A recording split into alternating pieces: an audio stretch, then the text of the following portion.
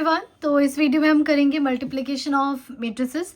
Last video में हमने addition, subtraction और स्केलर मल्टीप्लिकेशन सीखा था, तो अब सीखेंगे मल्टीप्लिकेशन। देखो ये बहुत इंपॉर्टेंट टॉपिक है और अभी तक तो आपको मैट्रिसेस बहुत आसान लगा होगा, आगे भी आसान लगेगा, लेकिन हाँ पहली चीज़ जो थोड़ी डिफिकल्ट आने वाली है वो है मल्टीप्लिकेशन। ठीक है, तो स्टार्ट करते हैं। जैसे नॉर्मली अगर मैं आपको नंबर देती हूँ 2 इंटू 3 तो क्या हो जाता है 6 हो जाता है। 3 इंटू 2 करूँ तो भी क्या हो जाता है 6 हो जाता है। नॉर्मल मल्टीप्लिकेशन आसान है, लेकिन जब हम दो मैट्रिसेस को मल्टीप्लाई करते हैं तो मल्टीप्लाई होगा या नहीं होगा, मल्टीप्लाई करने से पहले जो सबसे पहला स्टेप आता है वो ये देखना होता है कि मल्टीप्लिकेशन पॉसिबल है या नहीं है, तभी आप मल्टीप्लाई कर सकते हो। तो मीन्स मल्टीप्लाई करना तो है ही, लेकिन उससे पहले आपको कंडीशन चेक करनी पड़ेगी that is it possible to multiply these two matrices और नॉट। तो स्टार्ट करते हैं। लेट्स सपोज यहाँ पे ना आपको अगर ये बेसिक समझ गए तो फिर मल्टीप्लिकेशन में प्रॉब्लम नहीं आएगी। तो सबसे पहले तो स्टार्ट करते हैं। Requirement for multiplying to matrices means दो मैट्रिसेस में क्या क्या रिक्वायरमेंट होनी चाहिए, क्या कंडीशन होनी चाहिए कि आप उन दोनों को क्या कर सकते हो, मल्टीप्लाई कर सकते हो। तो let's say we have a two matrices, एक मैंने ले लिया ए और मैंने ले लिया बी। ठीक है, दो मैट्रिसेस हैं, इसका ऑर्डर है let's say m cross n। Okay, इसका ऑर्डर है p क्रॉस q। क्लियर? और इन दोनों को मल्टीप्लाई करके मेरे पास एक C मैट्रिक्स दोबारा आएगा विच इज इसका जो नाम होगा वो होगा रिजल्टेंट मैट्रिक्स।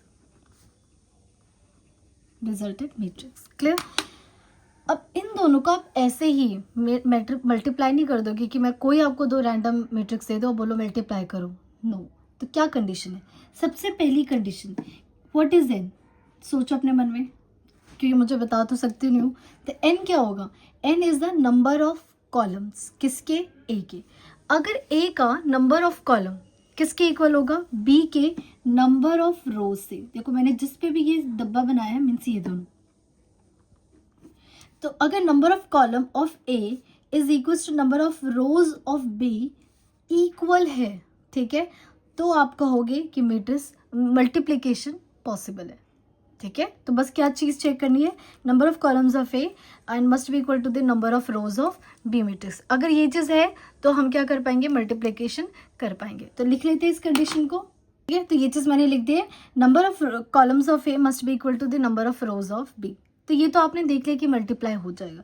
मल्टीप्लाई होने के बाद अब आपको कोई एक मैट्रिक्स मिलेगी। जैसे अगर आपको याद हो जब हम ए और बी को ऐड कर देते, 2 क्रॉस 2 का है, 2 क्रॉस 2 का है, और जो आंसर आ रहा था विच इज लेट्स से सी, तो उसका ऑर्डर भी क्या था? सेम था। सीखा था ना हमने एडिशन और सब्ट्रैक्शन में, वही चीज़ है।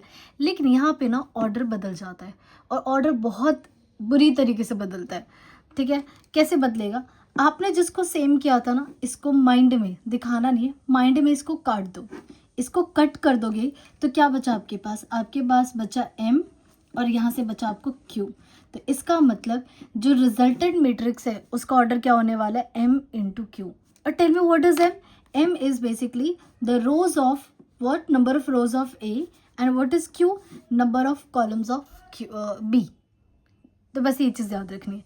तो इसी चीज़ को लिख देते हैं। मैंने लिख दिया है कि जो रिजल्टेंट मैट्रिक्स होगा उसका ऑर्डर क्या हो जाएगा? Number of rows of A, number of columns of B. अभी आपको लग रहा होगा कितना टफ है लर्न करना, ऐसा कुछ भी नहीं है। ये एक बार समझ जाओगे ना, आपको तो मैं ये चीज़ लर्न करने के लिए बोलती भी नहीं, ये अपने बस दिमाग में रखना है कि ये कैंसिल हो जाएगा तो क्या बचा है? एम और क्यू। तो एम और क्यू ऑर्डर का क्या बनने वाला है? मैट्रिक्स बना। तो क्या चीज़ याद रखना है बस हमें? Number of columns of A must be equal to the number of rows of B. Clear? उसके बाद ये हमारा रिजल्टेंट का ये आपको लर्न रखना है। अब हम सीखते हैं मल्टीप्लिकेशन। ये तो हमने कंडीशन सीखा है कि मल्टीप्लिकेशन कब। जैसे एक एग्जांपल ले लेते हैं। मान लो मैंने एक एग्जांपल लिया a और it is equals to 1 2 -3 0 1 and -4। ठीक है, और b मैंने एक मैट्रिक्स लिया, मैंने 3 1 -1 0 2 4 -3 -1 2 6, ये मैट्रिक्स लिया। पहले बताओ क्या मल्टीप्लिकेशन पॉसिबल है? तो देखो इसका ऑर्डर लिखते हैं, 2 रो एंड 3 कॉलम, तो 2 इंटू 3। इसका 1 2 3, 3 रोज एंड 3 कॉलम। तो क्या आप नंबर ऑफ, अब मुझे क्या निकालना है? हाँ, इट्स वेरी इंपॉर्टेंट कि मैं आपसे ए बी पूछ रही हूँ या बी ए पूछ रही हूँ, because in matrices A B is not equal to B A. ये हम ये प्रॉपर्टी आगे पढ़ने जा रहे हैं, ठीक है, पढ़ेंगे अभी कि ए बी ए के इक्वल नहीं है। तो my question is to find A B. Clear? तो let's see A B possible है या नहीं। तो ए बी ए का ऑर्डर क्या है 2 इंटू 3, बी का ऑर्डर क्या है 3 इंटू 3 सॉरी। तो क्या ये दोनों सेम है? यस, ये दोनों क्या है? सेम है। सेम है इसका मतलब मल्टीप्लिकेशन पॉसिबल है। अब मल्टीप्लाई कैसे करते हैं? सो फॉर मल्टीप्लिकेशन आपको क्या करना है, तो पहले आप मैट्रिक्स लिख लेते हैं 1, और ध्यान से सुनना, 1 2 1 -3 -4, बी इज़ 1 2 -1 -1 4 2 0 -3 6। पेंसिल निकाल लेना समझने के लिए। देखो सबसे पहले मैंने ए लिखा, फिर मैंने बी लिखा। अब आपको क्या करना है, हमेशा ऑलवेज रिमेंबर इधर वाली जो मैट्रिक्स होगी, जो राइट हैंड साइड होगी, उसका फर्स्ट कॉलम पिक करोगे। क्या ये कॉलम पिक करोगे? फर्स्ट कॉलम पिक करोगे और इसके यहाँ पे लिख दो 1 2 और -1, लिख दिया 1 2 -1। नाउ ऑलवेज रिमेंबर, जब भी मैं फर्स्ट कॉलम मैंने पिक किया है, तो मेरा जो मैट्रिक्स है, जो मेरा बनने जा रहा है, उसका फर्स्ट कॉलम बनने जा रहा है। उसका फर्स्ट कॉलम क्या करेगा? बनेगा। ये चीज़ याद रखना, क्योंकि ऐसे बहुत सारे क्वेश्चन है ना जहाँ पे आपका दिमाग घुमा सकते हैं अगर आप ये एक चीज़ लर्न नहीं करोगे तो। सो फर्स्ट कॉलम पिक किया है, तो मेरा क्या बनने जा रहा है? फर्स्ट कॉलम बनेगा रिजल्टेंट मैट्रिक्स का। आपने यहाँ पिक कर दिया, 1 2 -1 लिख दिया। अब जिसके सामने जो एलिमेंट है मल्टीप्लाई करना शुरू करो और इनके बीच में लगेगा प्लस। जैसे 1 इंटू 1 1, तो पहले एक पूरा लिख देती हूँ 1 इंटू 1, फिर लगाएंगे प्लस, फिर 2 इंटू 2, डायरेक्ट कर सकती हूँ, ये सिर्फ मुझे समझाना है फर्स्ट टाइम, इसलिए मैं इसे प्रॉपर लिख रही हूँ। फिर माइनस इंटू -3। सिमिलरली अब ये 0 से मल्टीप्लाई होगा, 1 इंटू 0, फिर प्लस 2 इंटू 1 प्लस -1 इंटू -4। ये कर दिया मैंने, क्लियर? अब ये देखो, जब आपने फर्स्ट कॉलम उठाया तो मेरा फर्स्ट कॉलम बन चुका है, क्लियर? अब इसको अब सेकंड कॉलम बनेगा, तो हम क्या पिक करेंगे? Second column. -1 4 2, तो यहाँ लिख दिया -1, थोड़ा ओवर राइट करना पड़ेगा, -4 और यहाँ पे 2, ठीक है? अब मल्टीप्लाई करते। अब यहाँ तो मैंने आपको समझा दिया, अब मैं डायरेक्ट करूँगी। -1 इंटू 1 -1 प्लस 4 2 जा 8 plus 2 into -3 which is -6। Similar -1 into 0 4 into 4 plus करेंगे, प्लस 2 इंटू डायरेक्ट कर देते हैं ना, 2 इंटू -4 विच इज़ -8। ओके, अब देखो जब मुझे मेरे मल्टीप्लिकेशन में स्ट्रॉन्ग हो जाऊंगी तो मैं डायरेक्ट प्लस माइनस क्यों लिखूंगी? मैं डायरेक्ट क्या लिख दूंगी? माइनस लिख दूंगी। जैसे कि अब मैं नेक्स्ट करने जा रही हूँ। अब यहाँ पे मेरा बच गया, अब नेक्स्ट कॉलम उठाओ पूरा 0, ऐसे उठाना है और ऐसे रखना है, ऐसे उठा के ऐसे लिटा देना, तो ये जगह 0। अब इसको रब कर देते हैं, पहले ये 0 कर दिया, फिर उसके बाद ये -3 और यहाँ से ये 6। अब मल्टीप्लाई करते, 0 से कुछ मल्टीप्लाई करोगे 0, 3 माइनस है क्या? हाँ, ये दिख नहीं रहा मुझे, माइनस, तो -3 इंटू 2 -6, 6 इंटू -3 विच इज़ -18, 0 से 0, -3 इंटू 1 -3 और ये प्लस, अच्छा मैं भूल गई, यहाँ पे प्लस है ना, तो ये प्लस, अच्छा ठीक है -18 होगा, and -3 into -1, 6 into -4 which is -24। ये मुझे एक बार चेक करने दो। अब इसको सिर्फ ऐड कर दो, तो जब इसे ऐड करेंगे 4 + 3 7, 2 + 4 2 + 4 6, -1 -6 -7, 8 में से 7 गया 1, 4 और ये देखो आई थिंक -8 है, हाँ 4 - 8 विच इज़ -4, -6 -18 -24, -3 -20 -27। तो ये मेरा मल्टीप्लिकेशन हो गया। अब एक बात बताओ, जो मैंने कहा था कि जब आप रिजल्टेंट को ऐड करोगे तो क्या मल्टीप्लाई करोगे तो क्या 3 से 3 कैंसिल, कितने ऑर्डर का होना चाहिए? 2 इंटू 3। क्या ये आपका आंसर करने के बाद आए? इसका ऑर्डर देखो कितना है, 2 इंटू 3 है। तो आई होप आपको मल्टीप्लिकेशन क्लियर हो गया होगा। एक एग्जाम्पल और ले लेती हूँ, सेकेंड एग्जाम्पल ले लिया। तो सबसे पहले चेक करो क्या ए बी पॉसिबल है, अगर है तो मल्टीप्लाई करो। चेक करो क्या बी ए पॉसिबल है, अगर है तो मल्टीप्लाई करो। तो let's do for A B.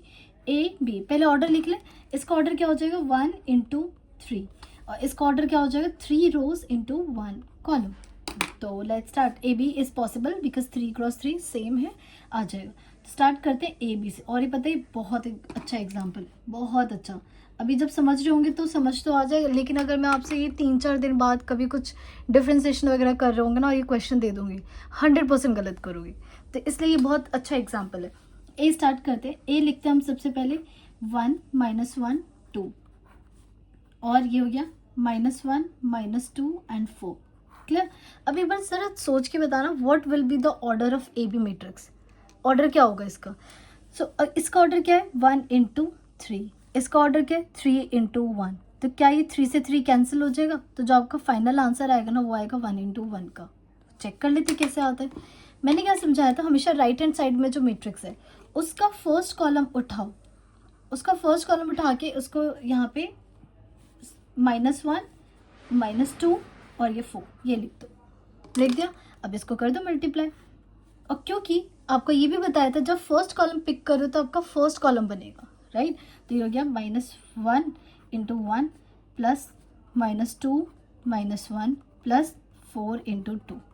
ठीक है। और देखो क्या कॉलम है, जब कॉलम ही नहीं है तो क्या कोई दूसरा कॉलम बनने जा रहा है? नहीं बनेगा। तो इसका मतलब यहीं पे खत्म। तो इसे सॉल्व करते हैं। यह आ गया -1 प्लस 2 प्लस 4 2 जा 8, 8 2 10, यह आ गया 9। क्या है इसका ऑर्डर? इसका ऑर्डर है 1 × 1। तो हो गया ना हमारे से। अब चेक करती हूँ, तो मैंने आपसे ये भी पूछा था, लेट्स डू फॉर बी ए। सोच के बताना क्या पॉसिबल है। मैं यहाँ लिख देती हूँ बी। बी का ऑर्डर कितना है? B order is 3 × 1 and A order is 1 × 3। क्या ये 1 और 1 सेम है? यस, ये दोनों सेम है। इस तो ये कैंसिल हो जाएगा। तो जब आप मल्टीप्लाई करोगे तो उसका ऑर्डर होगा 3 × 3 का, मतलब 3 रोज एंड 3 कॉलम्स बनने जा रहे हैं। Okay good. तो बी लिखते हैं। तो बी है हमारे पास -1 -2 एंड 4।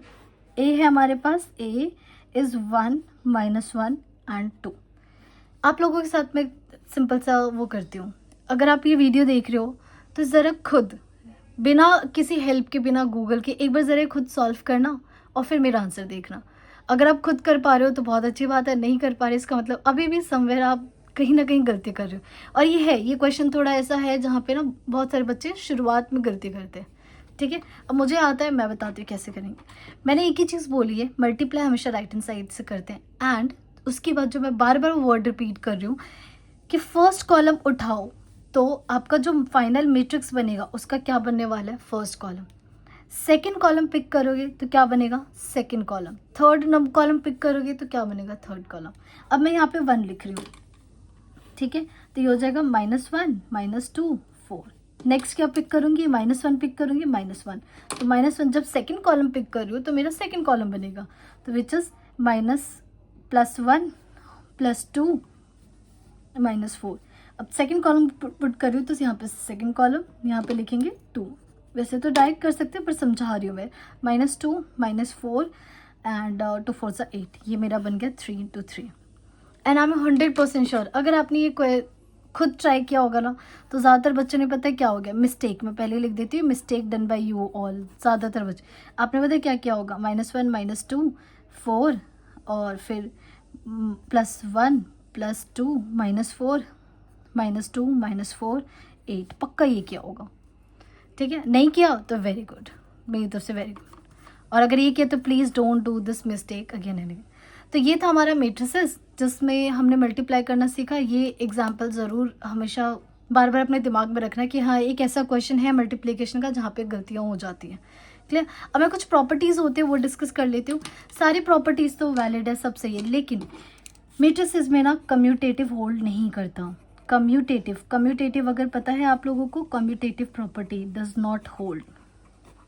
बाकी सब तो आप लर्न करो। Commutative does not hold.